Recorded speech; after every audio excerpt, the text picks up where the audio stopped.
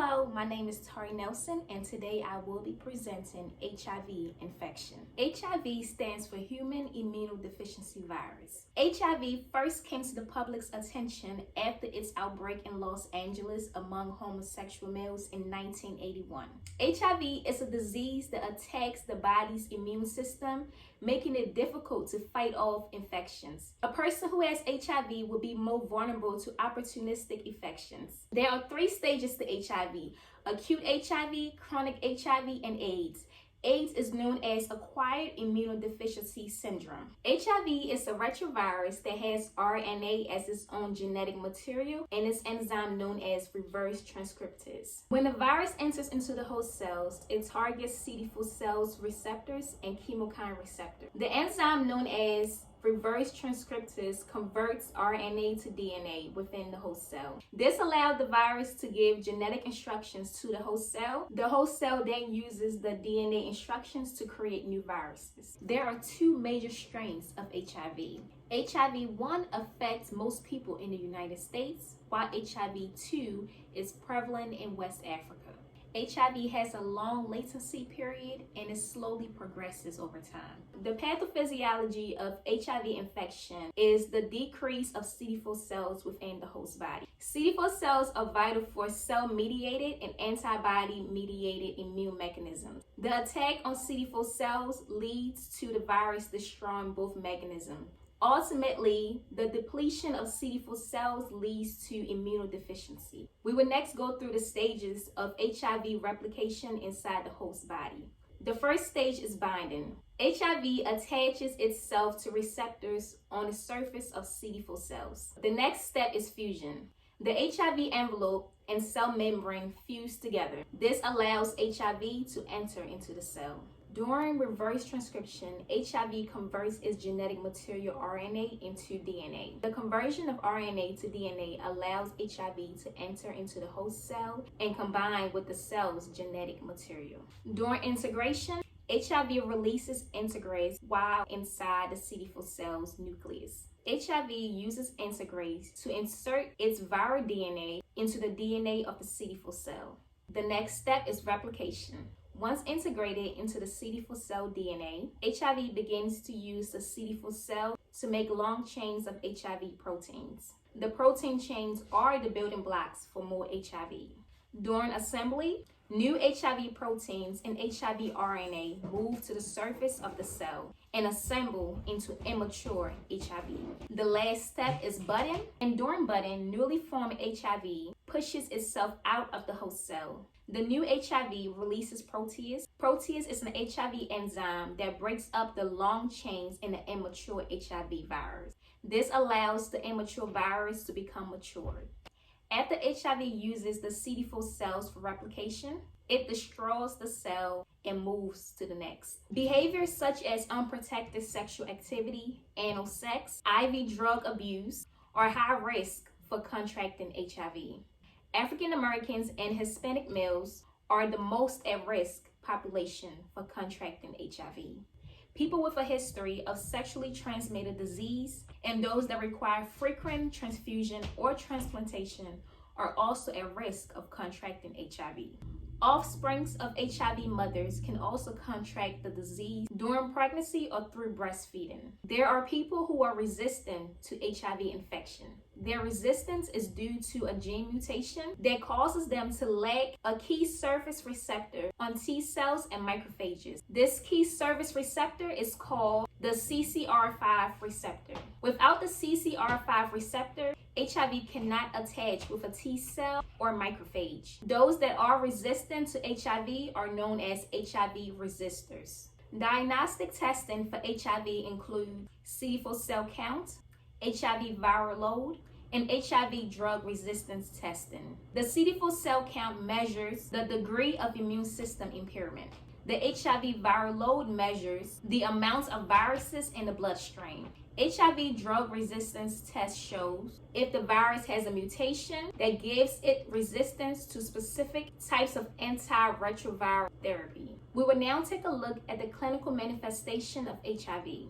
Acute HIV infection is also referred to as acute retrovirus syndrome. It occurs within 28 days of contracting the virus, and it presents as flu symptoms such as fatigue, headache, and fever. Acute HIV infection lasts a couple of weeks and then resolves. Unfortunately, many people disregard these early symptoms and don't seek medical attention. When acute HIV infection resolves, the patient becomes asymptomatic. HIV remains dormant within CD4 cells and macrophages. This period of dormancy is one of the main reasons why HIV is so difficult to treat. The patient appears healthy and antibody tests are usually negative. The infection can then enter into the latent stage, and this is also referred to as chronic HIV infection. The latent stage lasts 6 months to 10 years. If the infection is untreated, there is an increasing number of viral loads within the host body, and the CD4 cell counts decrease drastically. When a patient's CD4 cell counts drop to 200 cells per cubic millimeter, the diagnosis of AIDS is made. The immune system continues to worsen if treatment is not given. The patient becomes more susceptible to opportunistic infections, and death can occur. Unfortunately, HIV cannot be cured, and there is no vaccine available. Due to HIV mutating frequently, the development of a vaccine is nearly impossible. However, treatments are available to treat those that do have HIV and prevent those from contracting HIV. Antiretroviral therapy medications are used on patients who do have HIV. This medication attacks the virus at various stages of its life cycle. Different types of antiretroviral medications are available to treat HIV infection.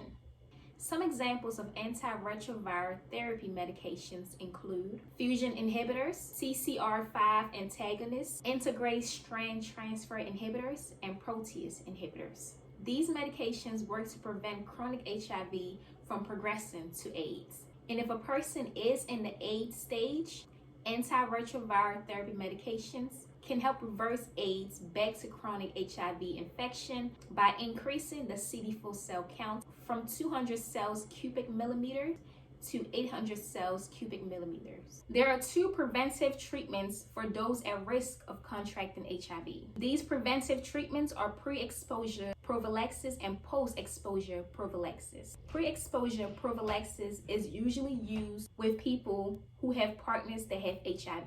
The medication is to be taken every day, and partners are advised to wear condoms during sex and also visit their healthcare providers. Post-exposure prophylaxis is used after exposure to HIV. It must be taken within 72 hours after the exposure. Untreated HIV causes severe immunosuppression. The patient becomes susceptible to opportunistic infections such as pneumonia and tuberculosis. At this point, the patient transitions from chronic HIV infection to AIDS, which is acquired immunodeficiency syndrome. AIDS is the most advanced stage of HIV. And at this point, the patient has a CD4 cell count of 200 cells per cubic millimeter. If treatment is unsuccessful, AIDS can lead to death. The risk of contracting HIV can be reduced significantly. Here are some recommendations. The first recommendation is to abstain from having sex. If sex is a major part of your life, then it's highly recommended that you use condoms. The correct use of condoms can prevent you from contracting HIV.